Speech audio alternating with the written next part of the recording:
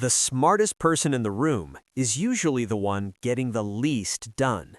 And neuroscience finally explains why. High IQ people have unusually active prefrontal cortices. That's the part of your brain responsible for analysis, planning, and anticipating consequences. Sounds like an advantage. It isn't. Because that same overdrive that lets you see 10 steps ahead also generates 10 reasons why each step could fail. Neuroscientists call this analysis paralysis, but the deeper mechanism is something called hyperactive threat simulation.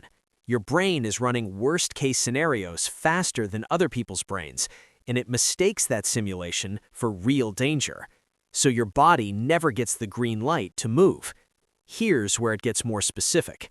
High IQ individuals show elevated activity in the default mode network, the brain system that runs when you're thinking about yourself, your future, your reputation. Research from the journal Neuropsychologia found that higher intelligence correlates with greater self-monitoring behavior, meaning the smarter you are, the more you're watching yourself, judging your own output before it even exists. This creates what psychologists call the perfectionism-execution gap. You can see exactly what brilliant looks like, and anything short of that feels like proof you're not as smart as people think. So you wait, you plan more, you refine the idea that never gets built. Meanwhile, the person with the average IQ already shipped something. There's also a dopamine problem.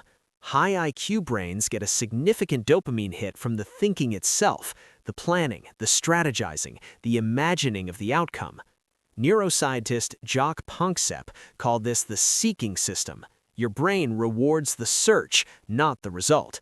So for high IQ people, thinking about doing something activates almost the same reward circuitry as actually doing it. Your brain doesn't feel the urgency to execute because neurologically it already feels like you have. This is why high IQ without execution isn't a discipline problem, it's a neurological pattern.